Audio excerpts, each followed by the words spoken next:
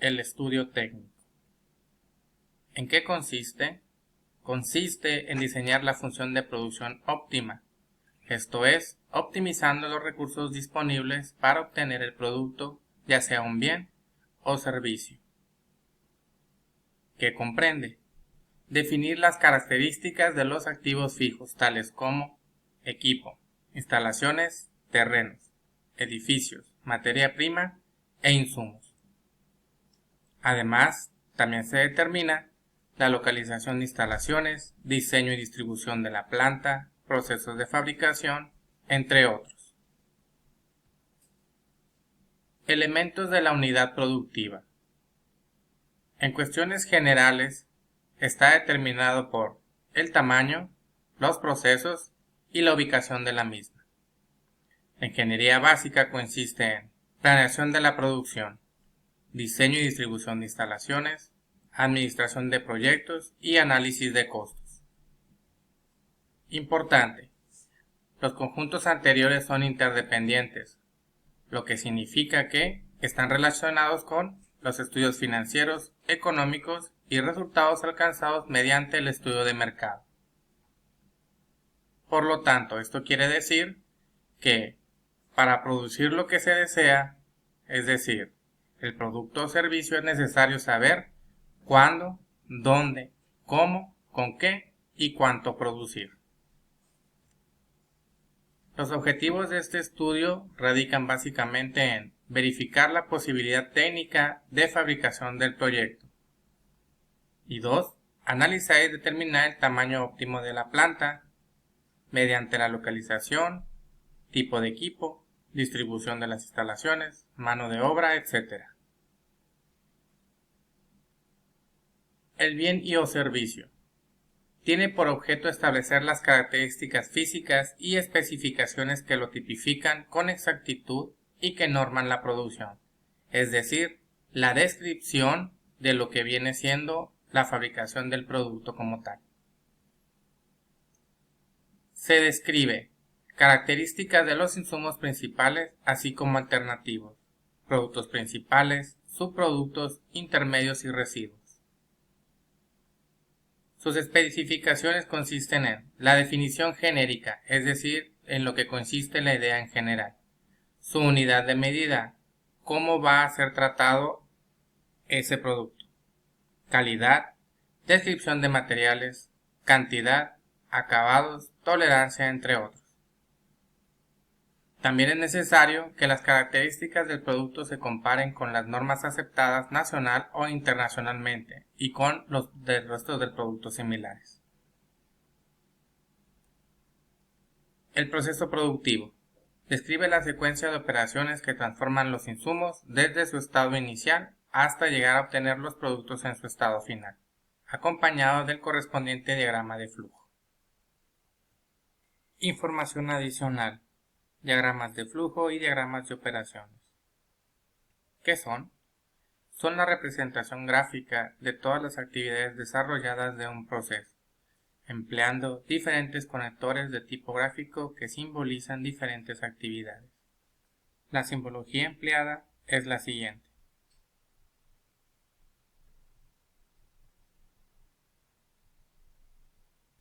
¿Cómo se construyen? Los diagramas de flujo deben escribirse de arriba hacia abajo y o de izquierda a derecha. Los símbolos se unen con líneas y se deben de utilizar solamente líneas de flujo horizontales o verticales. Se debe evitar el cruce de líneas, para lo cual, si se quiere separar el flujo del diagrama a un sitio distinto, se pudiera realizar utilizando los conectores. No deben quedar líneas de flujo sin conectar. Todo texto escrito dentro de un símbolo debe ser legible, preciso, evitando el uso de muchas palabras. Todos los símbolos pueden tener más de una línea de entrada, a excepción del símbolo final. Solo los símbolos de decisión pueden y deben tener más de una línea de flujo de salida.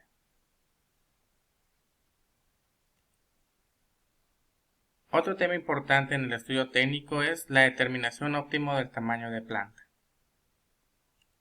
Pero, ¿qué es el tamaño óptimo de planta? Es alcanzar la máxima rentabilidad disponiendo de la capacidad instalada. ¿Y cómo lo determino? ¿Qué hace que un negocio sea pequeño o grande?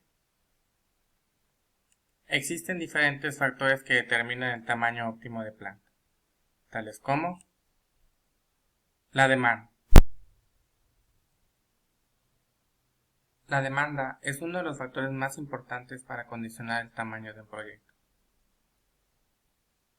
y de los cuales pueden existir los siguientes resultados: que la demanda sea mayor, menor o igual al tamaño mínimo de planta. Entonces, la demanda no satisfecha o por satisfacer tiene una determinante para el tamaño óptimo. Esto es, si el tamaño óptimo de planta es mayor a la demanda, el proyecto se considera aceptable o viable. Mientras que es mayor o igual, entonces existe un aumento de riesgo, por lo tanto, deberá cuidarse el punto de equilibrio. Consideraciones: variaciones de ingresos, precios, factores demográficos, costos y cambios en la distribución geográfica del mercado también determinan el tamaño óptimo. La decisión sobre el tamaño de la planta dependerá esencialmente del resultado que se obtenga al comparar el costo de oportunidad sobre la inversión ociosa contra los costos de la ampliación futura. 2. Los suministros e insumos. Este está relacionado directamente con el manejo de proveedores. En esta cuestión se deberán listar todos los proveedores de materias primas e insumos y se anotarán los alcances de cada uno para suministrar estos últimos. Aquí está el compromiso formal de las cotizaciones. 3. La tecnología y equipos. Cuando se llega el momento de decidir sobre la compra de equipo y maquinaria, se deben tomar en cuenta una serie de elementos que afectan directamente la elección. Esta información es: quién es el proveedor, en cuánto ofrece, las dimensiones del equipo, capacidad, flexibilidad, mano de obra, entre otros. Número 4. Los medios de financiamiento. ¿Cómo decidir si el proyecto en tamaño óptimo de planta es el adecuado? Si los recursos financieros son mayores al tamaño mínimo, la idea de negocio es aceptable. Sin embargo, cuando estos son menores al tamaño mínimo, se procede a rechazar la idea de negocio. ¿De quién se puede recibir apoyo? Las 3 F, Friends, Family and Fools. Este capital se usa para la constitución de la empresa en sí, ya que se da cuando el emprendedor inicia el negocio y la familia y amigos son las principales fuentes de dinero para operar. Fondos gubernamentales. Las principales fuentes de financiamiento de este tipo de ideas son Secretaría de Economía, Nacional Financiera, CONACYT, SADER, SEDATU, entre otras. Capital semilla. Este crédito se define como la cantidad de dinero necesaria para implementar una empresa y financiar actividades claves en el proceso de iniciación y puesta en marcha del proyecto. Inversionistas ángeles. Pueden ser independientes o pertenecer a un club, ya que se estilan en las redes de este tipo que apoyan empresas. Capital de riesgo. También se conoce como Venture Capital y se ocupa cuando la empresa tiene cierto nivel de desarrollo, pues es un fondo que invierte mayores cantidades. Private Equity. Este es un fondo para empresas muy grandes y se utiliza generalmente para expansión importante del negocio o para la internacionalización, a diferencia de un capital que es las acciones. Finalmente, los financiamientos bancarios en los que las empresas pueden acudir para capital de trabajo o para tener flujo en la operación diaria del negocio. 5. Los recursos humanos. Aquí se hace referencia sobre todo al personal técnico de cualquier nivel, el cual no se puede obtener fácilmente en algunas localidades del país. Siguiendo. Localización de la planta. Las variables que lo determinan son las fuerzas locacionales y se mencionan las siguientes: la facilidad de adquisición y construcción de planta, los costos de adquisición y transportación de materias primas e insumos, la existencia de recursos humanos capacitados, los aspectos fiscales, entre otros. También se definen La macro y la microlocalización.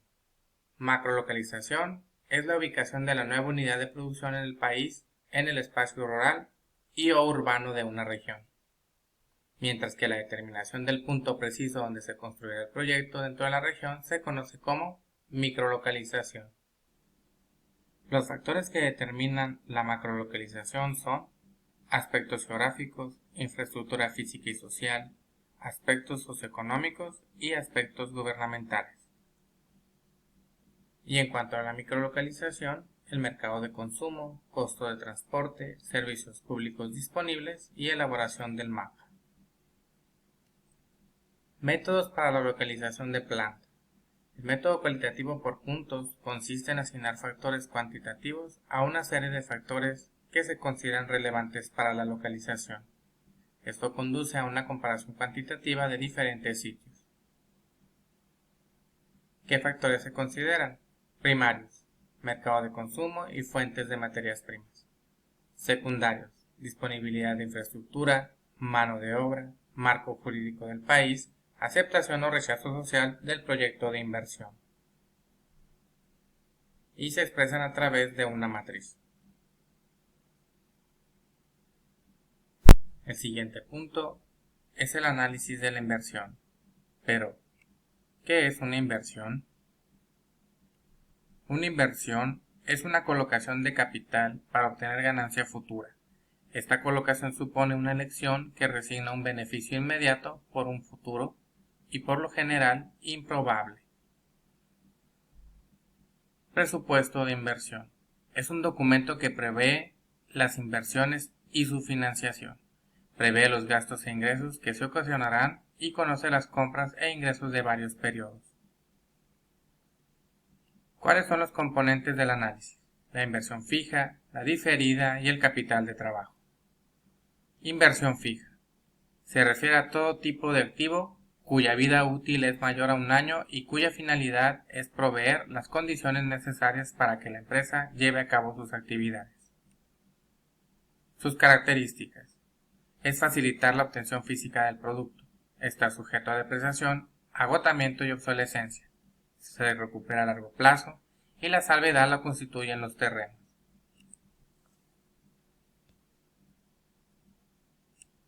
Inversión diferida. Se realizan en bienes y servicios intangibles que son indispensables para la operación del proyecto o empresa, y por ser intangibles, a diferencia de las inversiones fijas, están sujetas a amortización y se recuperan a largo plazo.